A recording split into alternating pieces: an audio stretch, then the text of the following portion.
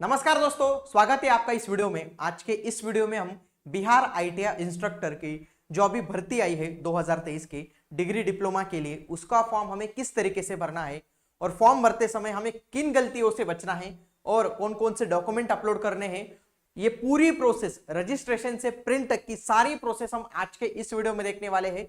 इसके लिए आपको ये जो वीडियो है वो आखिर तक पूरा देखना है, आपको वीडियो स्किप नहीं करना है, नहीं तो कुछ इंपॉर्टेंट जो चीजें हैं वो आपकी मिस भी हो सकती है। देखिए, ये जो हमारा शॉर्ट नोटिस आया था उसी में हमें बताया गया था कि जो फॉर्म भरने की प्रोसेस है वो 19 सितंबर से स्टार्ट होने वाली है और 18 अक्टूबर तक जो है वो चलने वाली है। आईटीआई बिहार आईटीआई इंस्ट्रक्टर की ये जो वैकेंसीज आई है, बहुत अच्छी वैकेंसीज आई है, तो इसके लिए हमें प्रिपरेशन भी करना है। तो इसके लिए इग्नाइट एकेडमी की तरफ से ये इग्नाइट एजुकेशन ऐप पे जो है हमने बिहार आईटीआई इंस्ट्रक्टर की बैच जो है वो लॉन्च कर दी है। ये बैच हिंदी इंग्लिश इन दोनों लैंग्वेज में हमें जो है वो देखने को मिलेगी। अगर आपको और जानकारी चाहिए तो आप इस नंबर को जो है वो कॉल कर सकते हो और बिहार आईटीआई इंस्ट्रक्टर इस बैच के बारे में आप जानकारी ले सकते हो। ठीक है, उसके बाद इंडस्ट्री का भी ये बुक है, ये जल्दी अमेजोन पे रिलीज होने वाला है 2-3 दिन में। और आईटीआई इंस्ट्रक्टर की अगर आप तैयारी कर रहे हो तो ये चैनल आप सब्सक्राइब करके रखिए, क्योंकि इस चैनल पे आपको आईटीआई इंस्ट्रक्टर से रिलेटेड सारी जो अपडेट्स है वो आपको इसी चैनल पे मिलती रहेगी।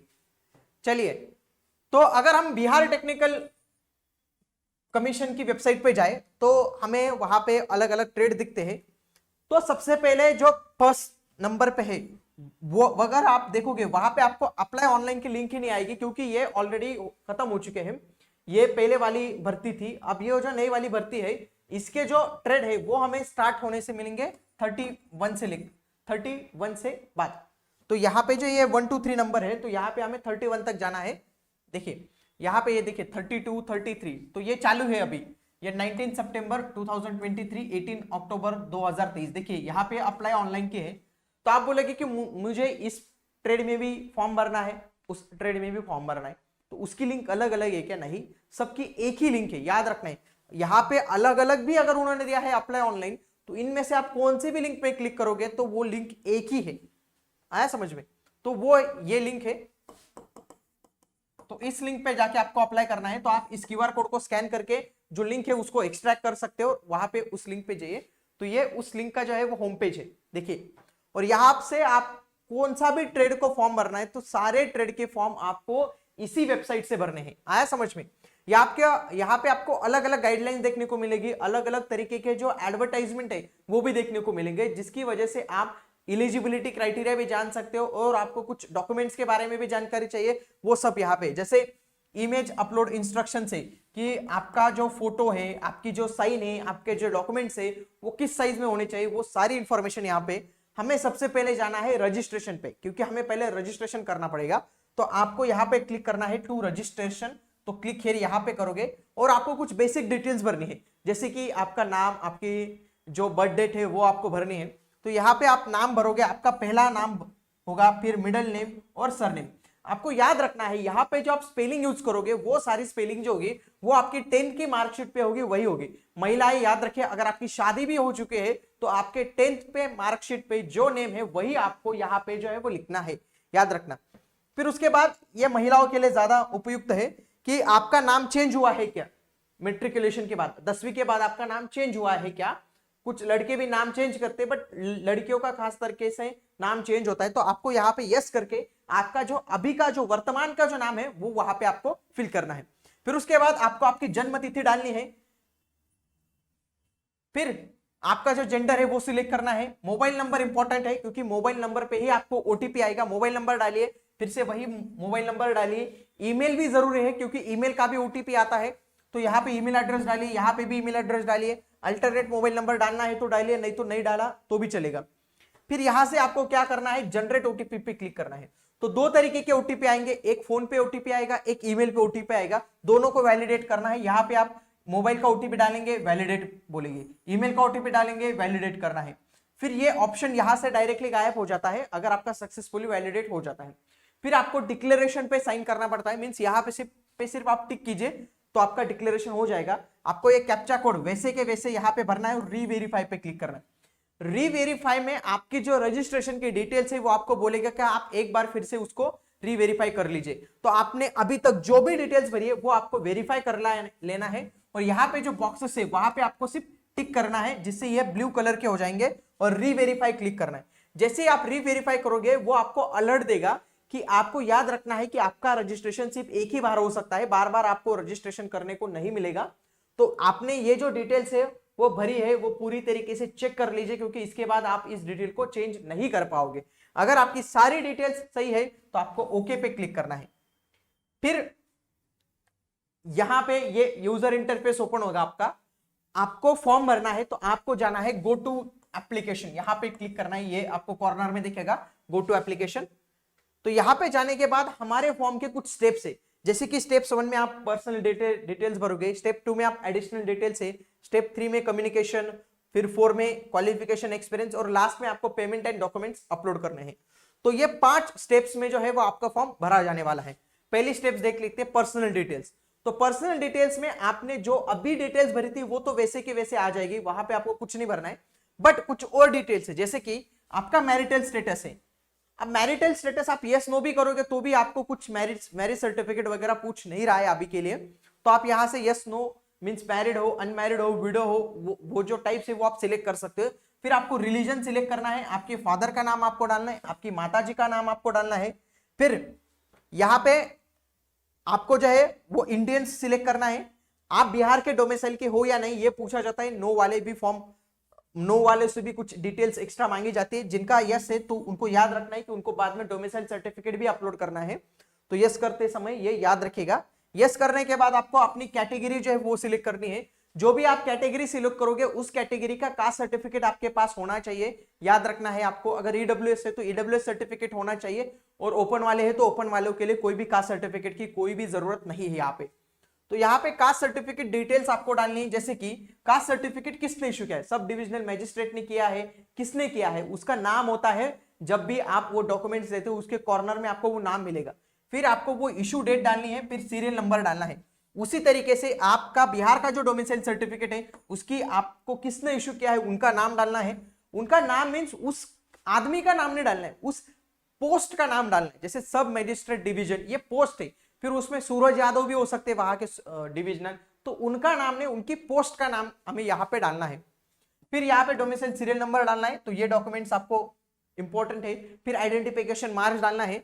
फिर आपको आइडेंटिफिकेशन के लिए कोई भी एक पहचान पत्र सिलेक्ट करना है, यहाँ पे पैन कार्ड, ड्राइविंग लाइसेंस, अलग अलग तरीके के ऑप्शंस आते हैं, उनमें से कोई भी ऑप्शंस आप सिलेक्ट करके उनकी जो डिटेल्स है, जैसे समझ लीजिए आपने पैन कार्ड सिलेक्ट किया तो पैन कार्ड का नंबर और पैन कार्ड पे आपका नाम क्या है वो डिटेल्स आपसे पूछी जाएगी, तो आपको यहाँ पे टिक करना है और सेव एंड नेक्स्ट पे क्लिक करना है।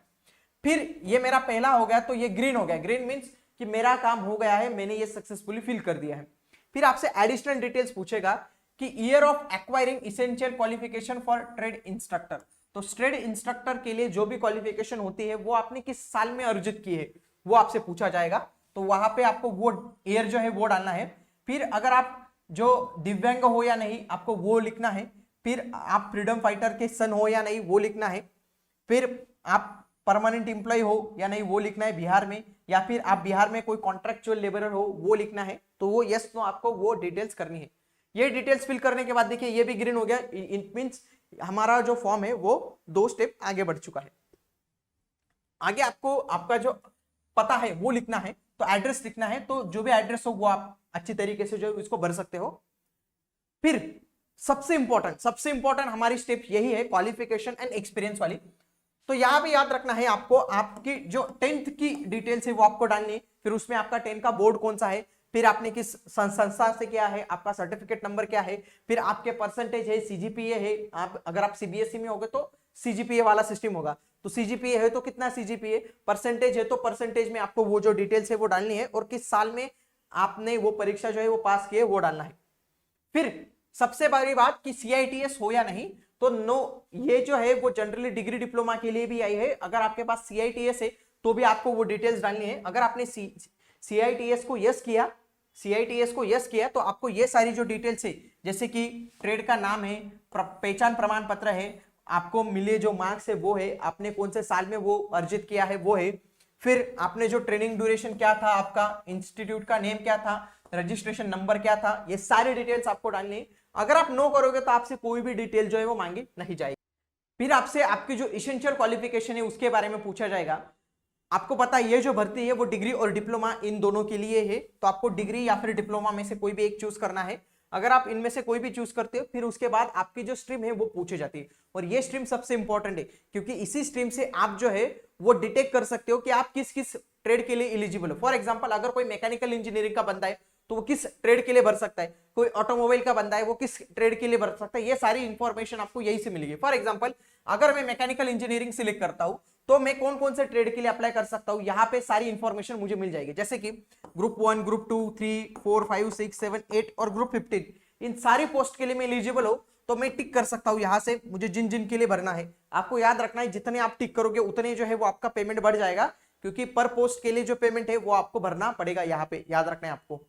ठीक है, अगर आप सबको टिक करोगे तो आपको आई थिंक ये पूरा 5,400 या फिर उससे ज्यादा की जो अमाउंट है वो भरनी पड़ेगी। अगर आप सबको टिक करते हो तो आपको जिस जिसके लिए अप्लाई करना है वो सारी आप यहाँ पे टिक कर सकते हो, और ये आपको आपके स्ट्रीम से पता चलेगा। फॉर एग्जाम्पल यहाँ पे अगर मैं ऑटोमोबाइल करता हूं तो ऑटोमोबाइल के लिए 3 ही स्ट्रीम्स, 3 ही हमें ग्रुप देखने को मिलते हैं।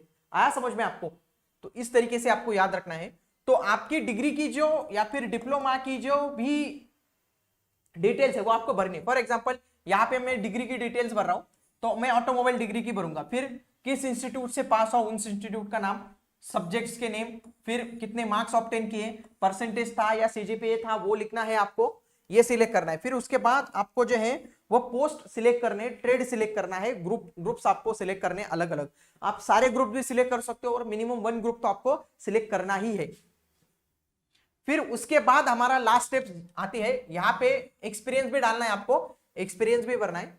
याद रखिएगा जिन जिन पोस्ट के लिए एक्सपीरियंस मैंडेटरी है वो एक्सपीरियंस भरना है, तो एक्सपीरियंस में आपको ये सारी डिटेल्स भरनी है। फॉर एग्जांपल ऑर्गेनाइजेशन का नेम, कौन सी पोस्ट पे थे, किस डेट से सर्विस स्टार्ट किया, किस डेट पे सर्विस एंड हुआ, आपको ये सर्टिफिकेट किस डेट पे मिला, आपके सर्टिफिकेट का नंबर, फिर आपकी सीटीसी क्या थी, वो सारी डिटेल जो है आपको यहाँ पे भरनी है। ओके, चलिए तो ये सारी स्टेप्स होगी मेरी, 7 नेक्स्ट में कर दूंगा। सबसे इंपॉर्टेंट स्टेप्स है मेरे डॉक्यूमेंट्स, और डॉक्यूमेंट्स हमें इंपॉर्टेंट अपलोड करने हैं। याद रखिएगा इसमें कोई भी आपको गलतियां नहीं करनी है। आपको कौन कौन से चाहिए, पहले तो आपका फोटो चाहिए, सिग्नेचर चाहिए, डोमिसाइल सर्टिफिकेट चाहिए, आपने जो आईडी वहां पे दिया था वो चाहिए, 10th क्लास की सर्टिफिकेट चाहिए, डिग्री सर्टिफिकेट चाहिए, डिग्री की मार्कशीट चाहिए, एक्सपीरियंस सर्टिफिकेट चाहिए, और अदर जो भी होंगे, जैसे कि जिन लोगों का कास्ट है वो उनको कास्ट सर्टिफिकेट जो है वो मैंडेटरी होगा। याद रखना ये सारी डिटेल्स हमें भरनी। तो इसके लिए कुछ क्राइटेरिया है, वो क्राइटेरिया हमें याद रखने हैं। जैसे कि अगर आपको फोटो चाहिए, फोटो अपलोड करना है तो आपका फोटो 80 KB से 200 KB के बीच में होना चाहिए। अगर आप साइन अपलोड कर रहे हो तो साइन 50 KB से 200 KB के अंदर होनी चाहिए। और अगर आप कोई भी अदर डॉक्यूमेंट्स अपलोड कर रहे हो, जैसे आपके डोमिसाइल हो गया, कास्ट सर्टिफिकेट हो गया, तो उसके लिए आपकी जो इमेज साइज है वो 100 से जो है वो 300 KB तक होनी चाहिए। और याद रखना है यहाँ पे PNG फॉर्मेट नहीं चलता है, तो PNG फॉर्मेट में जो भी डॉक्यूमेंट्स होंगे वो अपलोड नहीं हो सकते, याद रखने आपको। फिर उसके बाद आपका जो पेमेंट होगा ऑनलाइन मोड, यहाँ पे क्लिक करना है। यहाँ पे मैंने 3 पोस्ट सिलेक्ट की थी तो यहाँ पे 1800 रुपए आए, तो जितने आप पोस्ट सिलेक्ट करोगे उसके हिसाब से आपके जो पैसे है वो बढ़ते जाएंगे। फिर यहाँ पे आपको सारे ये जो है वो टिक करने हैं, और यहाँ पे आपको कैप्चा कोड भर के यहाँ पे प्रीव्यू कर सकते हो सबसे पहले, और उसके बाद आपको सबमिट करना है। जैसे ही आप अपने सारे डॉक्यूमेंट्स अपलोड कर देते हो तो आपको यहाँ पे एक ग्रीन टिक आएगी और यहाँ पे व्यू का ऑप्शन आएगा, तो आपको आपके सारे डॉक्यूमेंट जो है वो देख लेने हैं, क्योंकि कई बार हम गलत भी अपलोड कर देते हैं जल्दी जल्दी में, तो हमें याद रखना है। फिर जब आप अपने डिटेल्स भर देते हो और पेमेंट की तरफ जाते हो तो आपको पेमेंट करने की आता है, तो यहाँ पे आप डेबिट कार्ड से कर सकते हो, net banking, UPI, wallet, QR code, किसी से भी जो है वो पेमेंट कर सकते हो, और पेमेंट के बाद आपका जो फॉर्म है वो पूरी तरीके से भर जाएगा। तो इन सारी प्रोसेस को फॉलो करके हम जो है वो हमारा बिहार ITI इंस्ट्रक्टर का जो है वो फॉर्म भर सकते हैं। इसमें हमें अलग अलग रजिस्ट्रेशन करने की कोई जरूरत नहीं पड़ती, क्योंकि सारे जो ट्रेड है जैसे ही हम स्ट्रीम सिलेक्ट करते हैं तो सारे ट्रेड हमें पता चल जाते हैं। तो बिहार ITI इंस्ट्रक्टर की तैयारी करने के लिए हमने 2023 की इस बैच के लिए जो वो ऑनलाइन कोर्सेज स्टार्ट कर दिए हैं। इसके लिए आपको इग्नाइट एजुकेशन, ये जो ऐप है आपको, ये ऐप आपको प्ले स्टोर से डाउनलोड करना है, और यहां से आप जिस भी ट्रेड की तैयारी कर रहे हो उस ट्रेड के लिए सारे जो हमारे बैचेस है वो स्टार्ट हो चुके हैं। वो हिंदी इंग्लिश दोनों मीडियम में आपको मिल जाएंगे। अगर आपको कोई और जानकारी चाहिए तो आप इस नंबर पे जो है वो कॉल कर सकते हो, या फिर आप सबसे पहले इग्नाइट एजुकेशन का ऐप डाउनलोड करो और वहां से वहां पे भी हमने कोर्स में डिस्क्रिप्शन में सारी इंफॉर्मेशन दी है, वो आप पढ़ लीजिए। और आपको और जानकारी चाहिए तभी आप जो है वो कॉल करके सारी जानकारी पूछ लीजिएगा। फिर उसके बाद इंडस्ट्री का बुक है वो जल्दी जो है वो अमेजॉन पे अवेलेबल हो जाएगा। फिर उसके बाद आईटीआई इंस्ट्रक्टर की अगर आप तैयारी कर रहे हो तो इस चैनल को आपको सब्सक्राइब करके रखना है, क्योंकि इसी चैनल पे आपको आईटीआई इंस्ट्रक्टर से रिलेटेड सारी अपडेट जो है वो मिलने वाली है। तो मिलते हैं अगले वीडियो में, तब तक के लिए जय हिंद।